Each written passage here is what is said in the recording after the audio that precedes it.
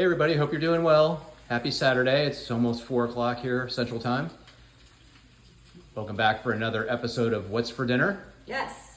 Shall I just go over everything here real quick? I'm going to finish these eggs. Okay, gotcha. So we're having our favorite night, which is burger night, guys. We're using some ground beef that we got from a cow we bought into. And my burgers are the ones with the baby Swiss on them, and then Teresa has the American cheese. What I do with these is I press them in first. I press them in like a hamburger press to get them nice and in a good shape that's easy to work with. And then I'll apply a little bit of avocado oil to the bottom of the pan. And then I'll coat them with, like tonight I coated them with Jane's Crazy mixed up seasoning and some of this hardcore carnivore savory rub. So, and I cook them on the gas grill in this pan just like you see it. The reason I do that is to cut down on the grease and the flame ups on the gas grill. So learn that lesson the hard way. Mm-hmm. And then here we got some wings that Teresa made on our well-loved Instant Vortex Pro air fryer. These things are absolutely delicious in here. And how do you season these, hon? With avocado oils, and then I put just the Jane's Crazy seasoning. Okay, gotcha. And then we've got scrambled eggs going with that. So that's what we're having for dinner tonight. And oh yeah, so we've got a little bit of extra size. Teresa likes the onions and tomato on her burger. And then I'll usually have a pickle with it, and then also some sauerkraut with mine. So will any of this stuff that we made tonight cause our blood sugar and insulin to spike, and why is that important? It will not, and that's important to prevent disease and age-related things that come up. So if you have diabetes, high blood pressure, fatty liver, anxiety and depression, rheumatoid arthritis, osteoarthritis, any of those kinds of things are perpetuated by insulin, sugar and insulin. The only way to get your insulin going is to get your sugar up. The only way to get your sugar up is to eat carbohydrates or straight sugar. So, gotcha. What about all this cholesterol and that kind of stuff we hear about and being dangerous? There's no study ever saying cholesterol is bad. Pfizer says it's bad because they sell the number one drug. It used to be a thyroid medicine was the number one drug, levothyroxine, but now it's Lipitor. So there is no study showing cholesterol is bad.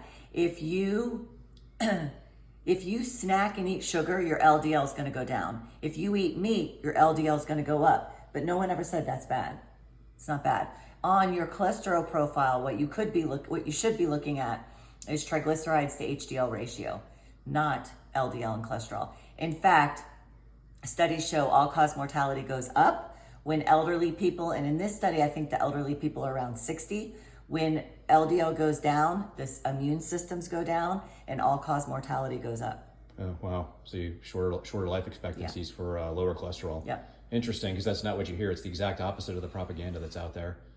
Well, talking about propaganda, we always chat off to the side before we start. It's like, hey, what are we going to do on What's for Dinner tonight? And we'll shoot some ideas back and forth, and then Teresa's ideas always win over mine. So she gets to. Just kidding, no, but.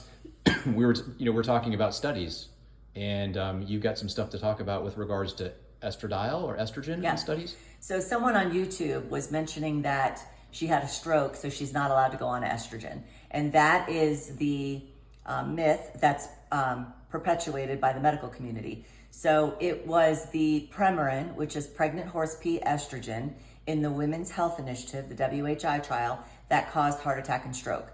Okay, with that being said, they don't tell you in that study, the mean age for those women were 63. I went into menopause at 50 and I started estrogen on my 50th birthday. Had I waited 13 years to go into a study and been aged 63, even though I eat like this, I'm missing estrogen, and estrogen protects your heart. They also didn't tell you a lot of those women were smokers, smoking, nicotine and sugar, number one risk factors for heart attack and stroke. They also didn't tell you that a lot of those women were obese, some are overweight, some were even obese, and they also didn't tell you that a lot of the women had already had heart attack and stroke. So this is not the cream of the crop, okay? But you're talking about Premarin, pregnant horse pea. Had I started pregnant horse pea on my 50th birthday, I would have been fine. And after 5 years of being on it, your risk goes back down to your kind of where you were, your net neutral. So they're talking about Premarin causing heart attack and stroke. This woman that had a stroke and commented on YouTube, and she feels terrible. You can always, forever, never been a discussion, you can have cream estrogen. And on occasion, I will prescribe women cream estrogen that have had a history of a stroke. Not because I think my oral estradiol will cause a stroke, because it's never been proven. It was pregnant horse pee. But because if the patient went on to have a stroke, the ER doctor is going to say, what do you mean you're on estrogen? That caused a stroke. And if something happened to you and your family decide to sue, it would cost me probably $60,000 in attorney fees to have someone go through the literature, an expert, and say, oh, that was Premarin. Okay, so get it? You can always use estrogen cream, which I do sometimes, but because sometimes women want estrogen cream.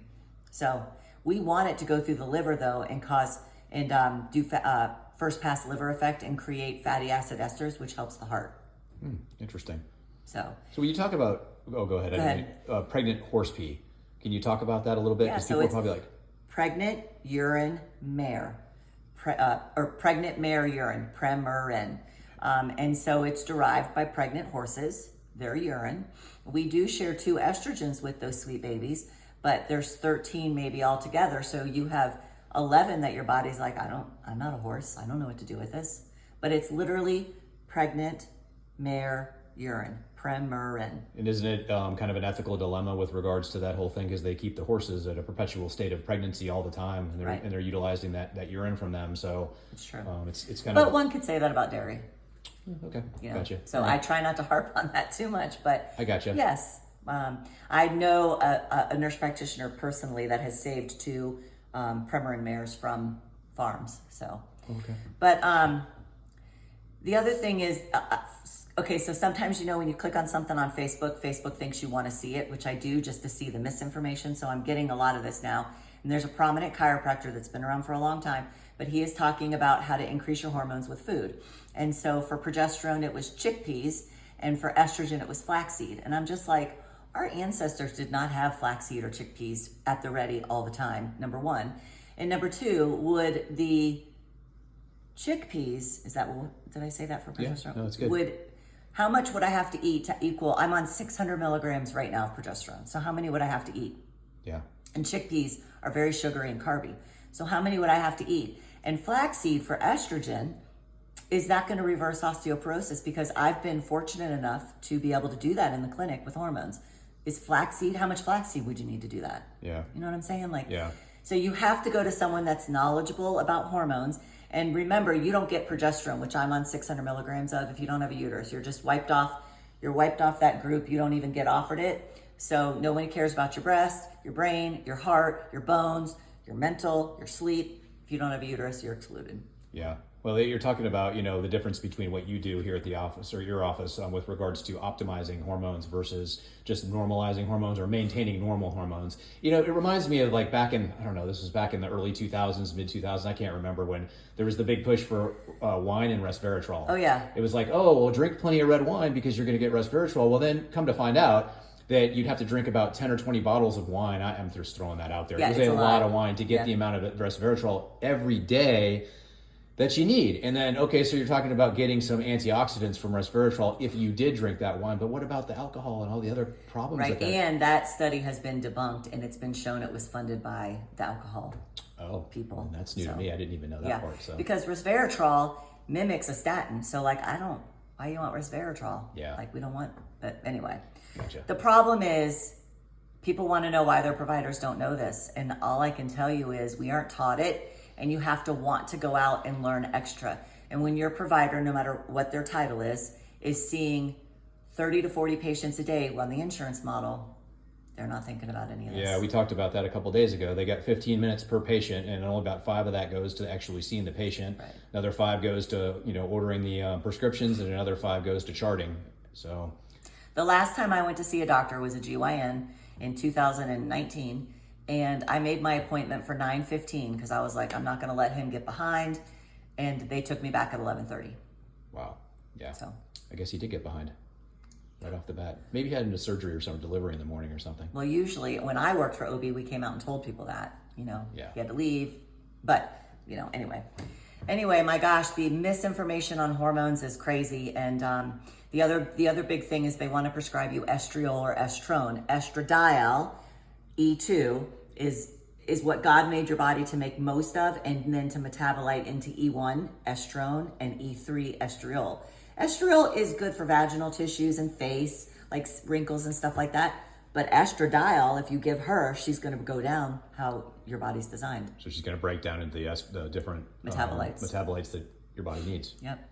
Good stuff. How much time are we at? Yeah, we're at 10 minutes right now. So did you have something else? Well, there's also the Dutch test always comes up, which is a urine test measuring the metabolites. And that's a big functional medicine test. And chiropractors are in there too. And it costs about $500, and all you're getting is your sex hormones, progesterone, estrogen, testosterone, and I honestly don't know if you get DHEA.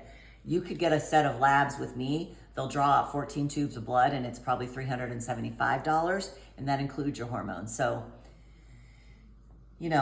people are always selling something. Yeah, for sure. All right, anything else? That's all for now, I guess. Okay, well, we'll wrap it up then, because this food smells absolutely It delicious. does, and hopefully that made sense. So just let me know if it didn't. Yeah, you guys shoot us questions if you have them and whatnot, and tell us what you're having for dinner. And we hope to see you guys at church. Oh, go ahead. The only contraindication, like true contraindication for estrogen, is active breast cancer. When you're done with treatment, we can talk. But that's the only thing. That's what I meant to say. Not stroke and all this other stuff. It's active breast cancer. Okay, you got your disclaimer in there. Perfect. All right, guys. Hope to see you at church tomorrow. God bless, and we love you all, and we'll see you next time. Bye. Take care. Bye-bye.